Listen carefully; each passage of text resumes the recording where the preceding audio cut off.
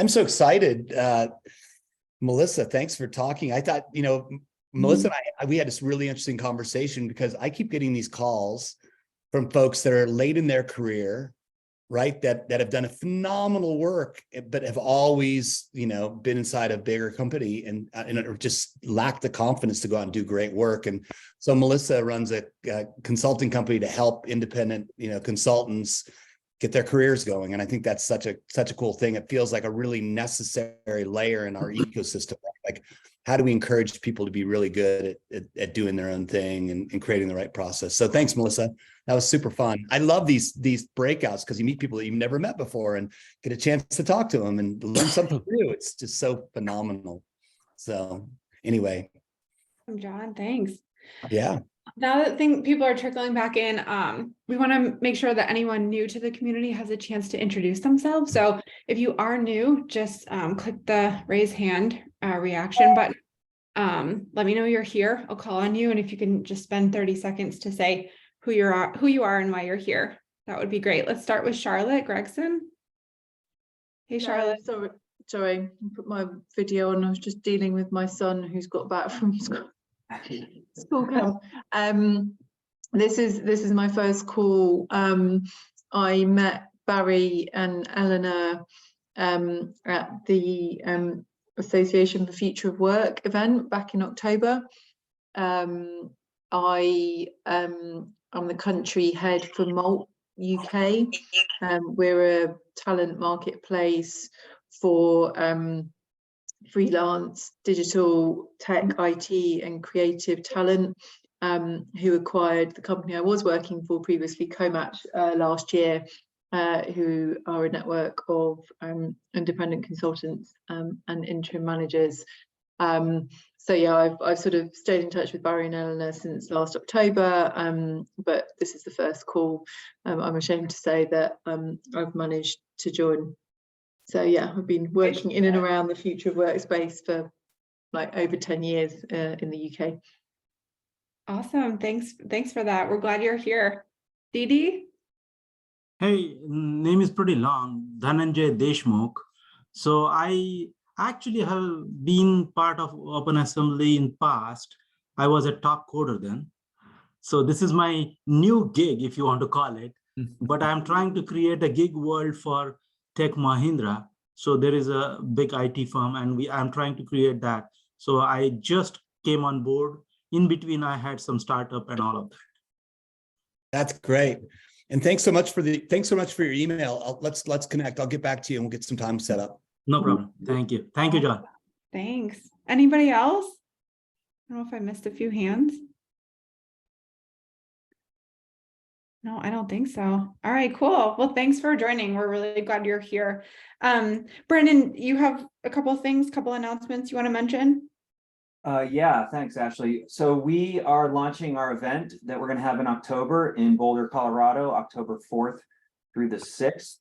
We have some information up on our website. I'm going to drop the URL here for you all to take a peek at. And there's information about the theme, the sessions, obviously the nuts and bolts, like the date and location and all that. But if anybody's interested in attending or interested in sponsorship, please reach out to me and we will take the conversation a step further.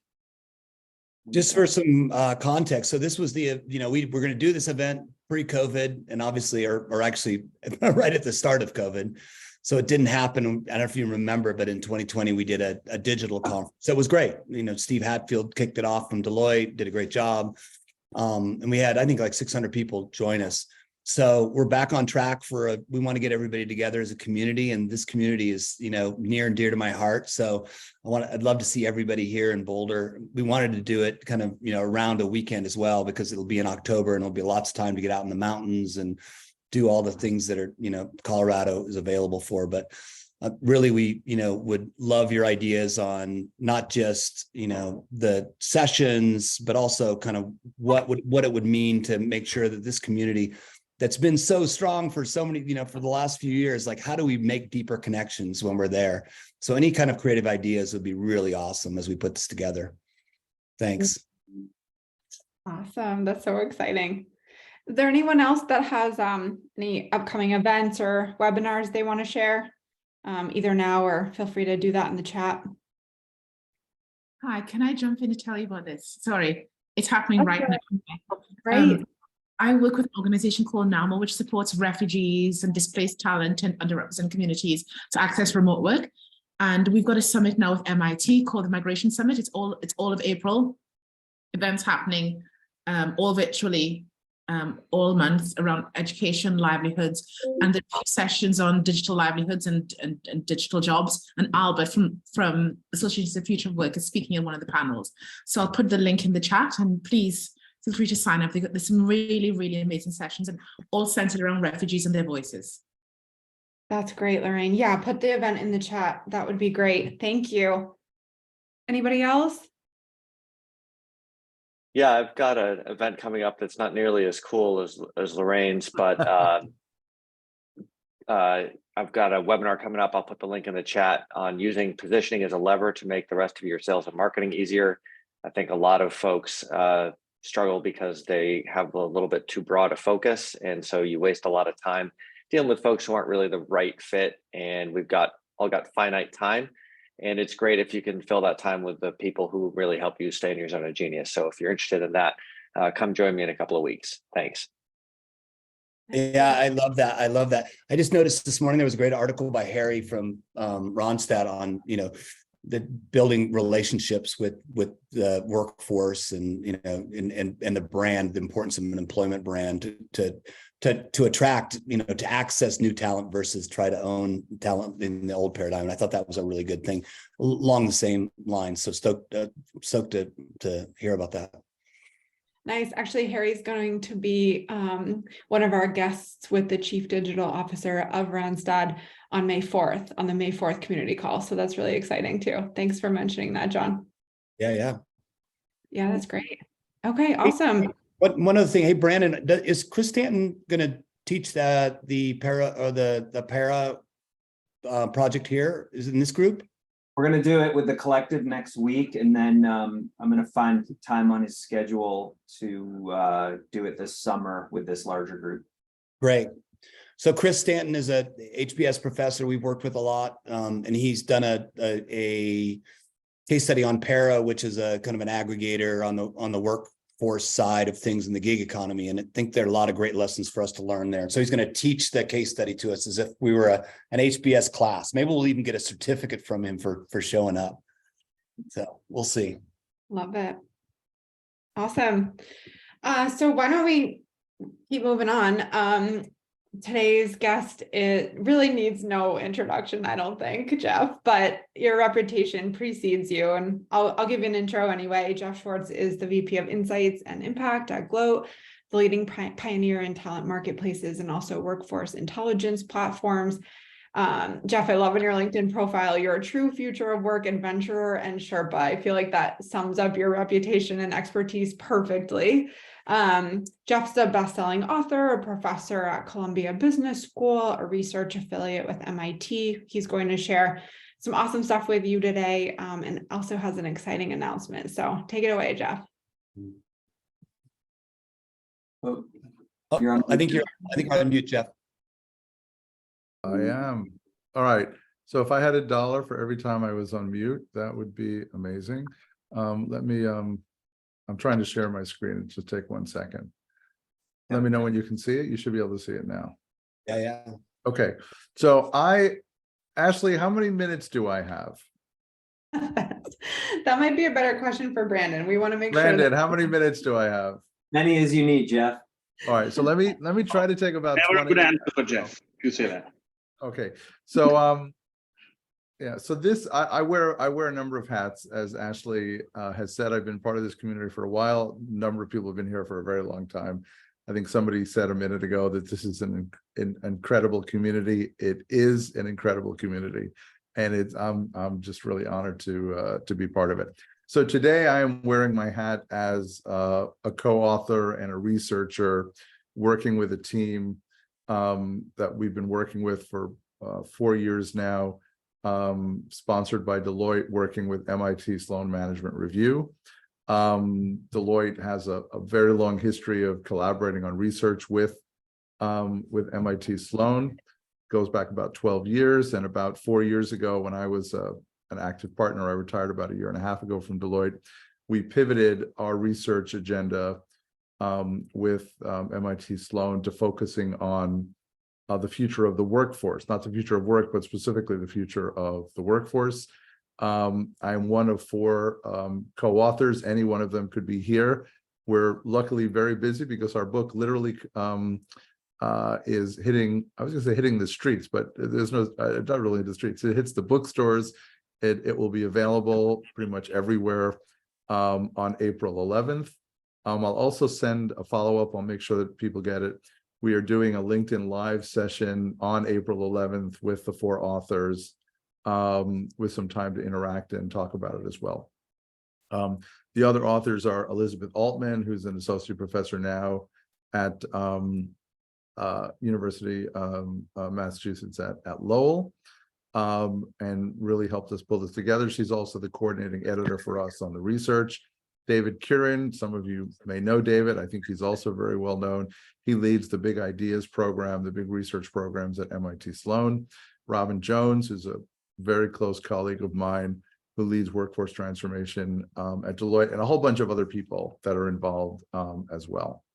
What I'm going to try to do in about 19 minutes, Brandon and Ashley, is talk about 3 things. One, what do we mean by workforce ecosystems? A little bit of the background of the research we've done over the last 4 years, and then introduce the book that we have that pulls together this research over 4 years, and hopefully we'll have time for questions. As I mentioned, we started this research in 2019. In the first year, we did a report on opportunity and talent marketplaces, which was really our starting point. We were really looking at sort of how workforce dynamics were changing. And then at the sort of at the end of the first year, we with David Curran's sort of incredible leadership, we started the working relationship with Liz Altman, who by her own admission was not a workforce specialist, was a ecosystems and platform specialist. And we very much wanted to expand our thinking from focusing on market dynamics inside an organization to ecosystem workforce dynamics. And it's been an amazing relationship with her. I will share a PDF of this, Brandon and Ashley, with you right after, and we can share it with people. So all the slides that I have here, you will get a copy of. I will not go through all of them in the next few minutes. When we did this research, we started this 4 years ago, and we did, I don't know, maybe 80 interviews and 3 global surveys, probably surveyed about 15,000 people in batches of 5,000 over multiple years. And we started with the question, when we say workforce, what do you think about? And almost 201, I was on almost all of these with Liz, people sort of scratched their heads and said, that's a really interesting question. We've been thinking about that lately. Who is the workforce? And then as our colleagues at NASA helped us very directly think about what is the workforce became part of the question. So obviously we're talking about employees. Employees across every part of an organization. A big part of the work we do in talent marketplaces is try to break down those internal silos and make all the workforce in an organization available to them. A very interesting space. We also, of course, mean contractors, freelancers, and gig workers.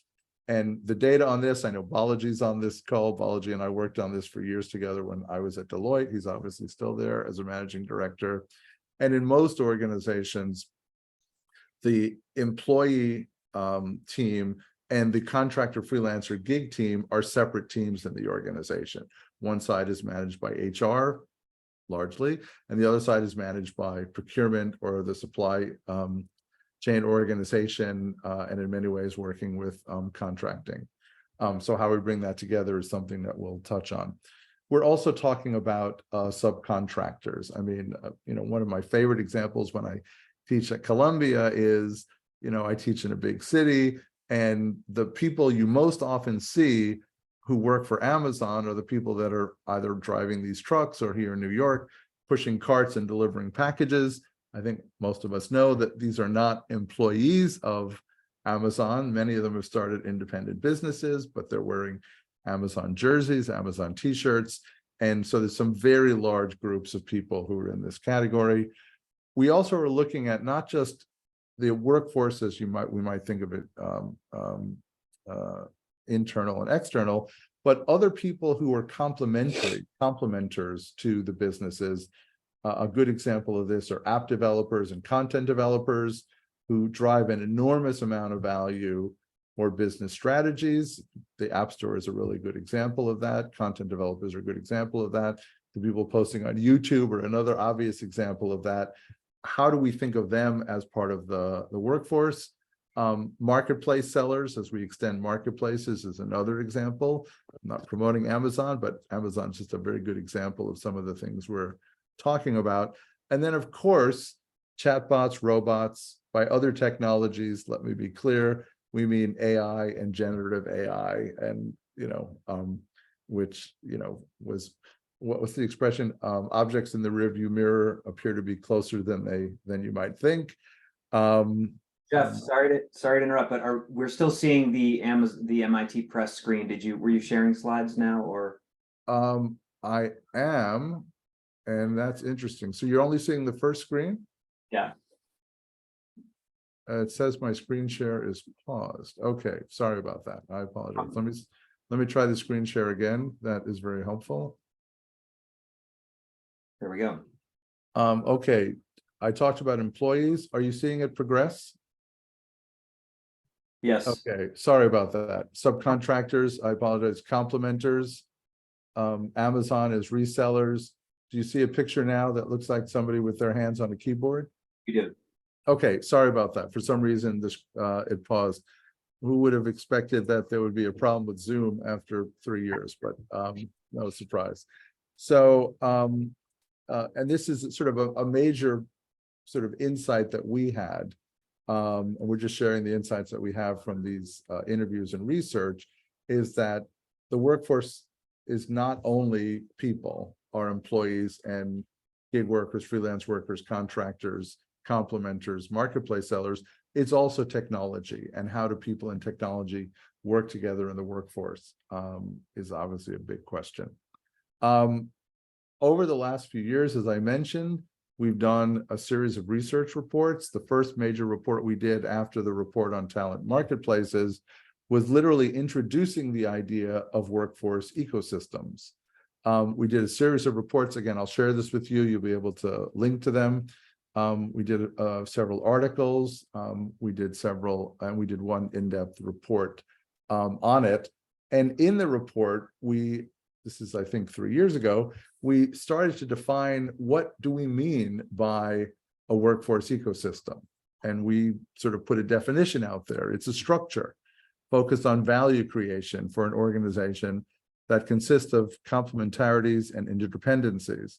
And it encompasses actors both from within and beyond the organization who are working to pursue both individual and collective goals. And we spent a lot of time sort of developing our thinking about sort of what is a workforce ecosystem. And Liz especially has been very active both at MIT and at Harvard and at Oxford, working with academics, sort of pulling together some of this research. Obviously an amazing person to connect to. The second year, we sort of, really the third year, talent marketplaces, introducing workforce ecosystems. In the third year, we really started to double click on how do you manage workforce ecosystems? And this was really our shift into management practices. We frame this around orchestrating workforce ecosystems. We don't think it's a traditional management concept, and we developed this idea of orchestration very deeply. We started in that third year to, in the quantitative research we were doing, look at companies that, and we use the expression, who were intentionally orchestrating workforce ecosystems. What were they doing differently than companies that were in an ad hoc way dealing with a broader version of their workforce ecosystem, internal workers, external workers, complementers, and technology. And I'm gonna go through this in a little bit more detail in a second, because what we're really looking at is what are they doing differently, and this really becomes the heart of both our research and our book. We're good academic and management theorists, so we created our own model. This is sort of the heart of our book. I'll come back to this again in a second. And this was a very interesting part of our research for us, because what we were looking at here is who are the players involved in the organization. And obviously, it's interesting. We came up with this idea of a hexagon, and our graphic people kept putting the hexagon on its base, and we said, no, it's got to be tilted. There's got to be a point at the top and the point at the bottom, because there is a clear leadership axis here with the senior most leaders in an organization who really need to set sort of how this fits into the strategy of a company. And of course, it runs through to the business unit leaders, the men and the women, the people who are running actual businesses. How are they thinking about orchestrating workforce ecosystems? How does it fit into their plans? How does it fit into their incentives? What we have on the outside, of course, are the key stakeholders. We're trying to help organizations think about how do you put these stakeholders together. What I call the sort of shoulders of the model, human resources and procurement. We're trying to get human resources and procurement to actually think as one integrated team as they're thinking about the workforce. And then, of course, I'll call it the knees, if you will, of the model, which is IT and then finance and legal, which play active and supporting and really integrative roles. So one of the things we're looking at is how do we get the leadership teams, HR and procurement, IT and finance and legal actually working together on this. Let me go to the next page. I'll share this with you. We have a really great infographic that really goes into detail on what this is, that was published a couple of months ago. And as I mentioned, we developed something that we called a workforce orchestration index. In the survey we did about 18 months ago, we analyzed about 3,000 of the respondents. And as I said, we tried to look at some percentage of companies that were doing things that we thought were intentional orchestrators. What are companies doing that are sort of in the middle of the game, partial orchestrators? And what are the non-orchestrators doing? And the index was really focused on 3 criteria. How do companies define who their workforce is? That very first question, do they have a narrow or a broad view of who their workforce is? How integrated is their management of both internal and external workers? Are they very siloed, very segmented?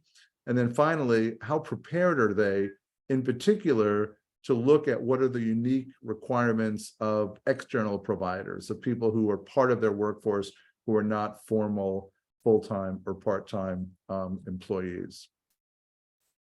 I'm going quickly, we got a lot of ground to cover, but I want to sort of lay this out. And we identified sort of 8 differences, if you will, what intentional orchestrators are doing. Intentional orchestrators were strategically more aligned. They were better at allocating work among and across internal and external workers. They really were very good at focusing on mission and strategic projects. They had some very interesting differences in terms of how they thought about organizational culture. They don't all think of their entire workforce as part of the same culture, but increasingly there is a real focus on what is the culture for everybody who's part of the workforce, and what can we do to be deliberate about that culture. The notion that you would be deliberate about culture for people who were part of your workforce but not employees was something that the intentional orchestrators seem to be doing in a deliberate way and doing more of. They were much better at managing the workforce across their functional areas. Think about the shoulders and the knees that we talked about. They were looking at measuring worker performance for everybody working in the workforce ecosystem. They were managing for performance, and they were doing different things with technology. They actually had a different technology strategy that they were developing. I'm just going to give you an idea of sort of the kind of differences we saw. I'm just going to give you 2 or 3 data points. And again, we'll share the materials with you. This is also in the book. There were some big differences. I mean, attentional orchestrators were much better at creating an approach where they were looking at how they were distributing work across internal and external and different kinds of workers. They were also better at accessing workers, right? They were very deliberate about how they could use both internal employees and external contributors, and in terms of having an impact on their workforce. I'm saying this is a major shift. I mean, again, wearing my sort of professor hat, which I get to wear sometimes, we think about the workforce almost entirely in terms of leadership and management as an internal workforce question.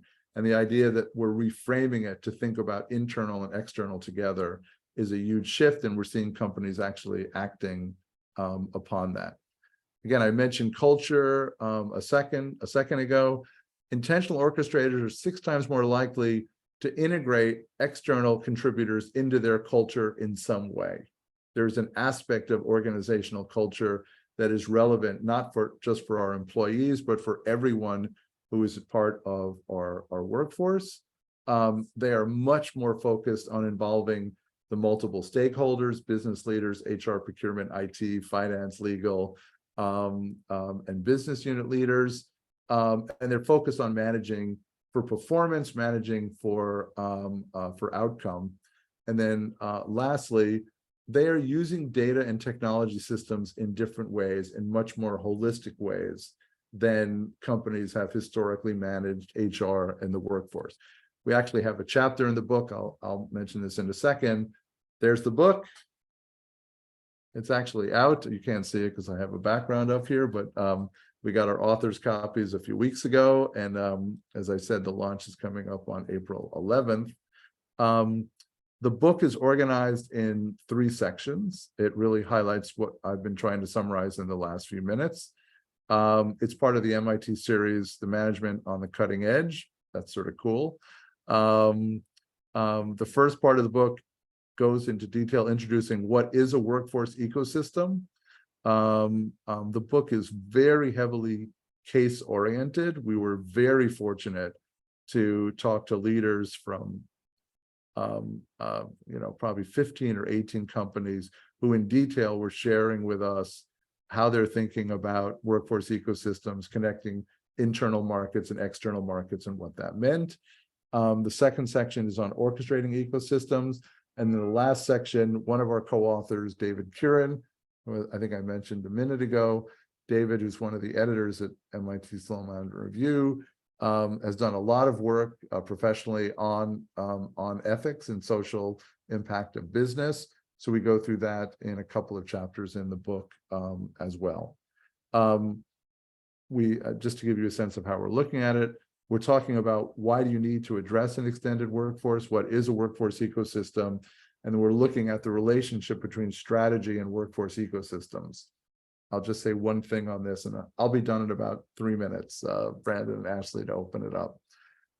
One of the things that we've been looking at, and Stefan Meyer, who I teach with at Columbia, and I have been looking at this as well, is not only how workforce ecosystem orchestration can support business and organizational strategy, but what organizational and business strategies are possible because of workforce ecosystems. And this is, a very interesting question that I think is going to be a big part of the discussion over the next couple of years. As I said, the middle of the book really goes into this framework. That's the hexagon that I just shared with you. What are the leadership approaches that we're talking about? How do we look at integration architectures? Think about that in terms of governance model. What's the role of the board? How do executives team together on this? Technology enablers. We lay out pretty much an entirely new set of 5 ways of thinking about workforce ecosystem technology, work tech, workforce tech, workplace tech, something we call credentialization tech. Sort of that's a tip of the hat to the work that Velocity Networks and Smart Resume are doing, and others, to help us understand how credentials can be more movable. And then we actually look at technology as part of the workforce. And then we go into detail on what does this mean for the management practices? How do we take a traditional HR employee set of processes and sort of move them into a workforce ecosystem model? That's this model here. This section of the book goes into this in detail. And then finally, we look at ethical questions of workforce ecosystems, implications for social responsibility, and then we have a section on sort of where does this go next. The concluding chapter sort of lays out an agenda on how does workforce ecosystems become part of the way that we both manage workforces and strategies, and some of the public policy implications as well. The book is live April 11th. There's a QR code here. We would love for members of the Open Assembly community to order the book. I think you all know the dynamics of how this works. We'd love for people to pre-order it. We'd also love for people to review it on Amazon and other places. I think it's a really interesting way of, and John and I have talked about this quite a bit over the last few months. I know obviously he has a book coming out either later this year or early next year.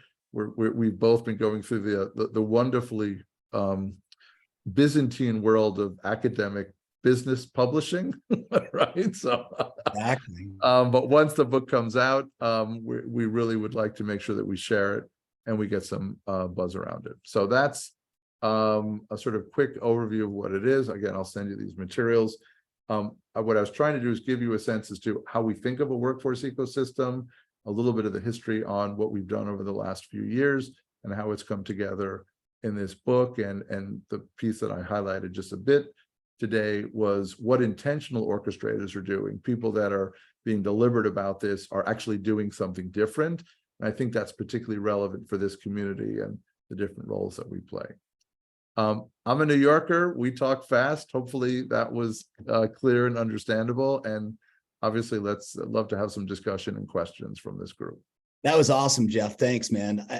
Jeff's been a real icon for me, and it's just been such a pleasure to work with you on this. I think, one of the things we've talked about in this group so much is the idea that we've got to create common language and common processes. And Jeff's been so at the forefront of kind of bringing common language to bear. And I'm really psyched with this book, and then psyched with our book that's coming out, like Jeff said, in the late fall from Harvard. But this is a really important part of building an industry, right? We've got to build the frameworks. We've got to build the models. I doubt these models are perfect. And so I think this is a starting point, right? This is like a couple of old guys trying to figure it out and feel our way through the caves with no lights and figure out how to build these frameworks. I think it's going to take this awesome community to help kind of put bones on it, to test it, to break it. And so I'm really psyched and so grateful for, you kind of putting the stake in the sand with some of these great ideas. I particularly love, and I think what was a clarifier for me as I read your stuff, and Jeff sent me a copy of the book a while ago, just on that intentional orchestration, because I think that mindset shift is something I think so many people struggle with, right? Like, how do I get into that mindset of shifting between the traditional way of working and then being an intentional orchestrator? If you think about the mindset side of things, Jeff, what are you seeing there? Like, how does an executive or an organization shift the mindset from this traditional way of working? I'll just do it the way it's always been done, might be slow, might not get the best talent, to this, intentional orchestration across internal and external ecosystems. I don't know, anything you can talk about from that perspective of mindset? Yeah, I can briefly. I see people raising their hands. I'd love to hear Balaji's view on this, because I know he's been dealing exactly with this question at our firm, Deloitte. I think probably there are a lot of ways to do it. I think the really interesting part of this now is every company that I talk to, every organization, so when I say company, I mean business, organization, I mean governments, not-for-profit agencies, are running workforce ecosystems with people, employees, with external workforce, and with technology. Finding a way to have, as you mentioned a minute ago, John, a common conversation so that we are all recognizing that part of this problem is an HR problem, part of this problem is a business leader problem, part of it is a procurement and an IT problem. Finding ways to get these different stakeholders around the table talking about it, I think is absolutely essential to it. I think the other piece that has come up, and this is something sort of wearing my hat at Deloitte, working with talent marketplaces in particular, the skills challenges that organizations have is only going to be more intense. I don't want to say it's going to be worse, it's going to be more intense. And as companies are trying to find the skills and the capabilities that they need to deal with the amount of reinvention going on, moving to an orchestration model that includes employees and the external ecosystem and technology in an integrated way, I think people are beginning to recognize that, but we're still operating in a reasonably siloed world, John, right? And so finding a way to get a couple of these leaders together, and often it doesn't come from HR or procurement or IT, it comes from business unit leaders themselves who are trying to figure out how am I, what's my workforce going to be in the next 1, 2, 3, 5, 7 years as well. So there's nothing particularly insightful about that, but it's very interesting when you're working on an interdisciplinary, multidisciplinary problem. You don't have one senior executive to go to. So finding a way of creating that integrated executive discussion, I think, is critical for the mindset piece. And I see we have a few hands raised. I'll look to Ashley, you or Brandon or John to sort of help us follow up on questions. Yeah, great. Thank you. Derek, I don't know if you had your hand up first, but go for it. Sure. So I was struck by one of the slides that you shared where I think it was upwards of 70% of organizations were in the partial orchestration group. So I'm wondering if a little bit about that group, are there certain things that, is it only a matter of time for them to become like fully intentional, or are there things that are real barriers that might be standing in their way? And thinking about the 8 ways, are there any of those in particular that you're seeing as being most challenging for organizations to solve for as they're making their way? Yeah, so obviously these are great questions. I mean, look, in our analysis, we're just trying to identify sort of what the distribution, what the bell curve looks like. So we're not surprised when we do this analysis that we get sort of roughly 15% who are sort of intentionally doing it, sort of 70% who are sort of partially in, and then 15% who are like, we haven't even started yet.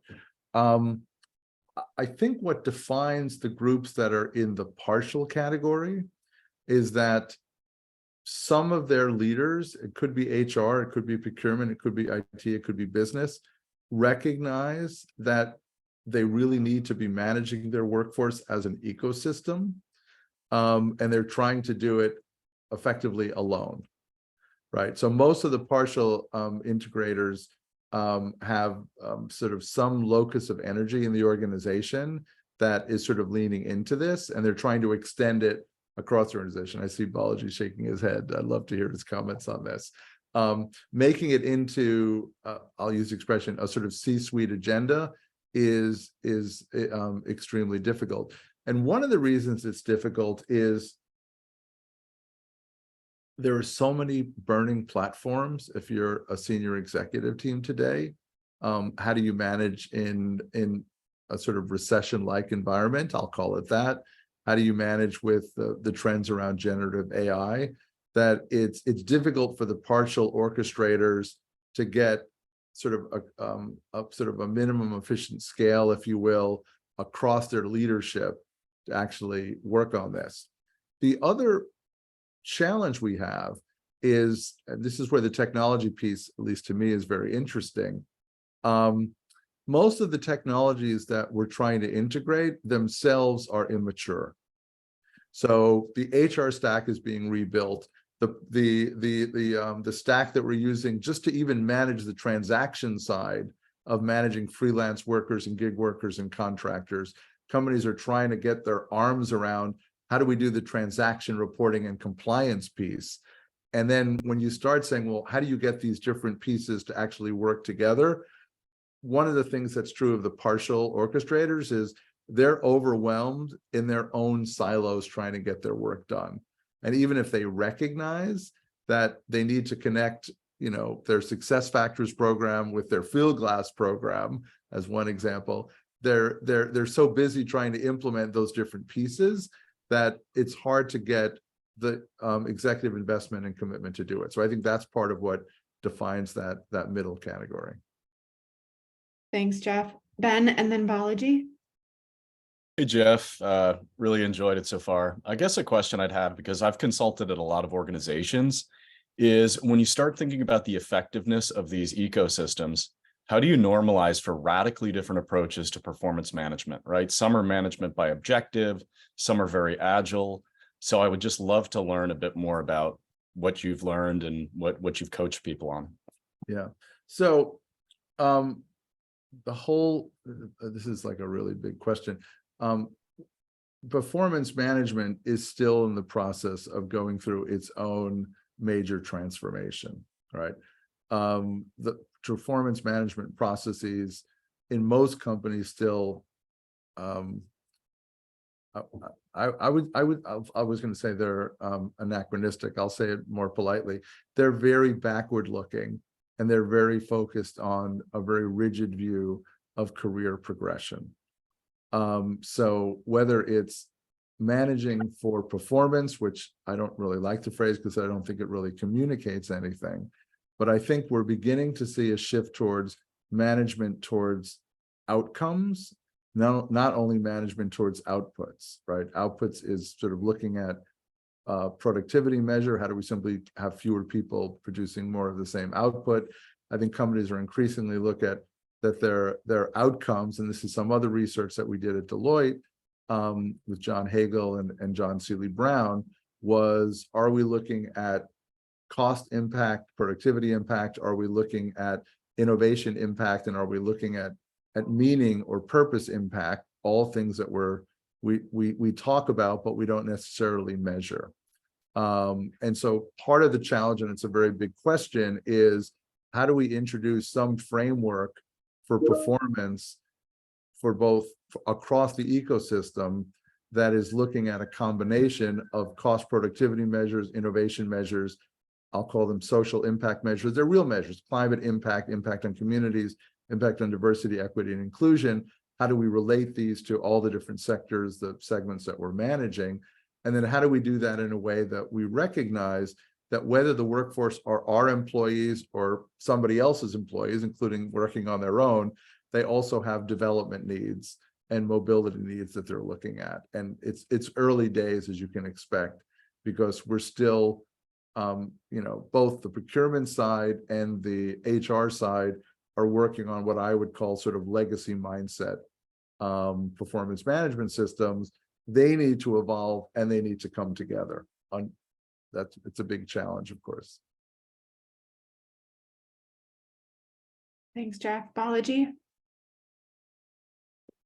This is very fresh in my mind, given that, this meeting that Jeff was talking about, where you bring all the leaders together in one place, which includes the business leadership to the CFOs, to finance, technology, HR, procurement.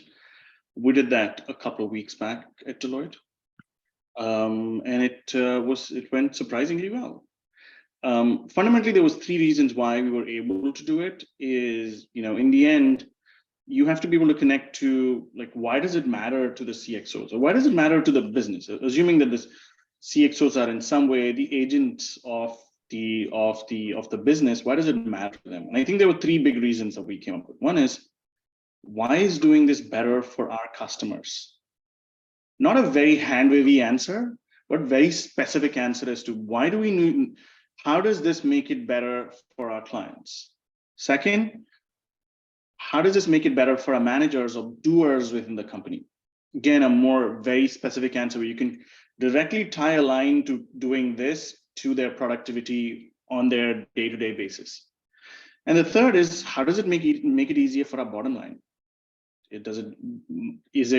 It's less about reducing the rates of freelancers, but there is so much inefficiency in the system that you can actually take inefficiency out, pay them more, and also save money. I think if you're able to answer these three questions in a succinct manner, and as you can notice, what I did not try to make it is, oh, this is an HR function problem, or this is a procurement function problem. Frankly, nobody cares at that point in time. And then that's when you become these middle people, which are like, semi-orchestrating, because it's, I've done many projects where it is HR function comes and says, I want to own more of this contingent because there's a lot of work happening there. So they're coming in more from their own mindset and their own ownership and control, which is what's better for the business.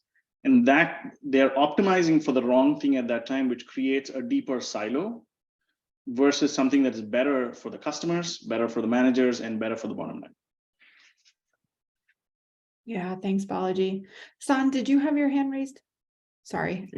I did. I know we're out of time, so this might be a kickoff for next week, but thank you, Jeff. The question really was just, I think I was just reflecting. I think a lot of the times we think about, and I don't like the word performance, but I'll use it since you did. We think about it in terms of an individual employee. And some of the stuff we've been really thinking about is, the notion of the chemistry set and the fact that people have different leadership signatures, and sometimes they don't perform because of the chemistry set, not because they're individual. And also the sense of the notion of friendship within teams, that teams are friends, tend to perform better than teams that aren't friends. So again, I know we're out of time, but I was just wondering if that was a kickoff for further discussion of what you thought about that. Yeah, so I'll make one comment. I think there's some really interesting work being done looking at the two things that you mentioned. One is, we're blowing up the sort of job as the unit of analysis. We're also moving beyond the idea of individuals in sort of static linear careers as the model. It's much more about teams. It's much more about putting both individuals and teams in flows of their lives and their work. These are big shifts for us. We've been using very mechanistic models, as Linda Grattan and others have pointed out. And there's some real interesting work being done on how does the role of managers, and I mean the people that are leading projects and teams, how are the role of managers themselves changing in a world where work is more project-based and taskified at the same time, and the role of teams is becoming more important.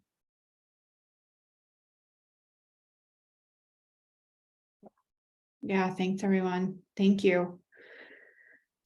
Well, this has been an awesome discussion as always. Jeff, thanks so much for being here. We're so glad you're here. Thanks to everyone who joined today. Our next call is on April 20th. We're solidifying guests through June right now, so we've got a lot on the docket. So we hope to see you at the next one. Thank you all so much. And it's holiday season for everybody. So whatever you're celebrating, Ramadan, Passover, Easter, somebody's celebrating something. So enjoy. Thanks a lot. Thanks so much. Whatever. Thank you. I love you guys. Take care.